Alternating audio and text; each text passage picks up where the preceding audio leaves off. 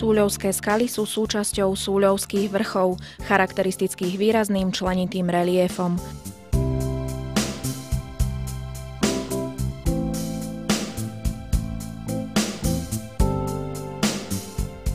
Nachádzajú sa južne od mesta Byča. Vystúpiť môžeme na ne priamo z cesty vedúcej úzkou dolinou do obce Súľov Hradná.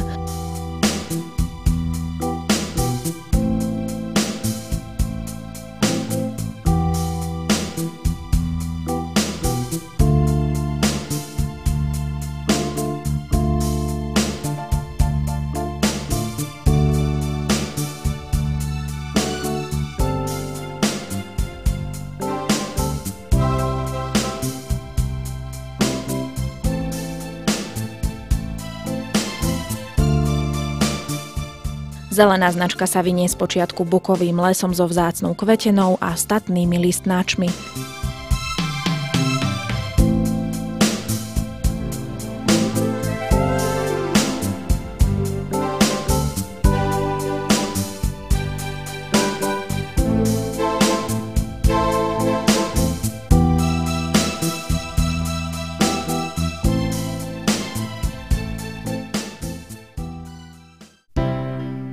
Po asi polhodine sa dostaneme priamo k skalným útvarom, kde môžeme obdivovať sochárske diela prírody. Horninovým základom súľovských skál je karbonátový zlepenec, z ktorého eróziou vznikli bizarné skalné útvary. Jedným z najznámejších z nich je gotická brána.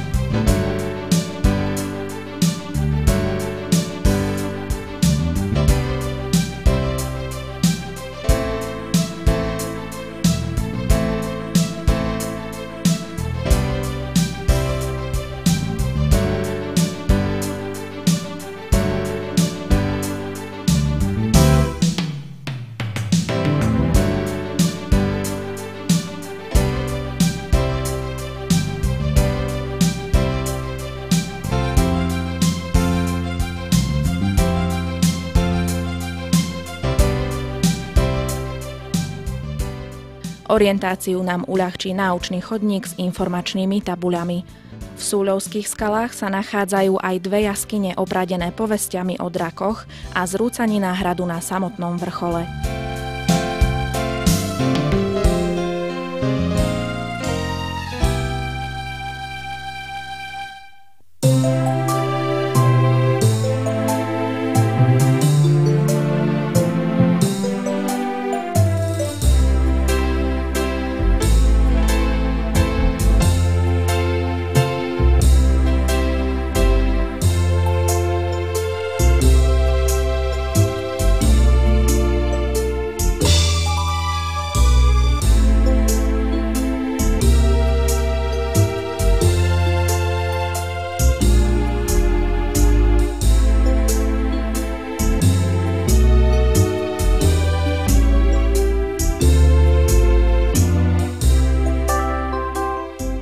Hrad Súľov postavili pravdepodobne začiatkom 15. storočia. Je zasadený priamo medzi tri veľké skalné útvary.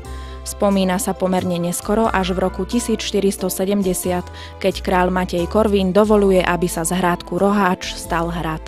Jeho úloha nebola obranná, ale slúžil na pozorovanie ciest a ukryť cennosti okolitým zemanom a šľachte. V roku 1550 bol zničený požiarom. Dočkal sa však opravy v pôvodnom rozsahu, pretože terén nedovoľoval hrad rozširovať a budovať prístavby. Neskoršie opravy a úpravy sa uskutočnili za Kataríny Bošániovej. Ešte v roku 1730 sa na hrade zdržiavalo vojsko a ako tak plnil svoju funkciu. Nutná oprava hradu sa kvôli nezhodám členu rodu Sirmienzis nekonala, snáď aj preto, že obývali pohodlné kaštiele v obci. Neskôr si členovia rodu odniesli svoje podiely majetku a ostalo len najnutnejšie zariadenie. Na hrade tak odvtedy nikto nebýval a jeho stráženie skončilo v roku 1780. Dielo skazy dokončil ďalší požiar a zemetrasenie.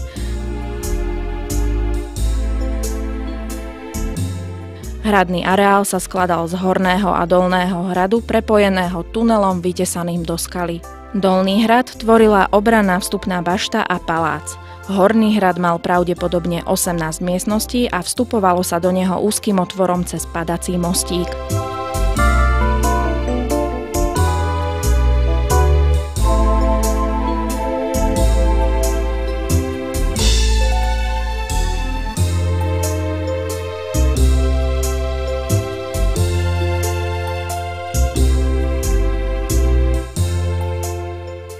Na najvyššom bode stála pozorovateľňa s výborným výhľadom na okolie. Z horného hradu sa zachovali časti múrov a oblúkov, nádrž na dažďovú vodu vytesanú do skaly a pivnica. Práve táto sa v roku 2008 stala osudnou pre matku s dcérou, ktorá sa v nej ukryla pred búrkou a zasiahol ich tam blesk.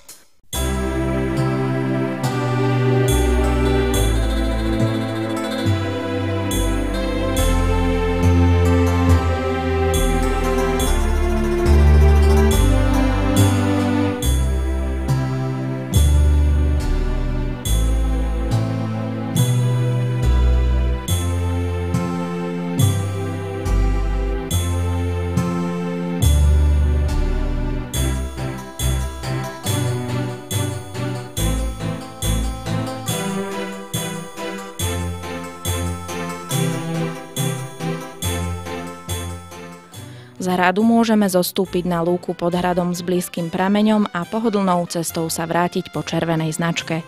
Okrem pekných výhľadov uvidíme aj, ako sa vietor dokáže pohrať so storočným bukom.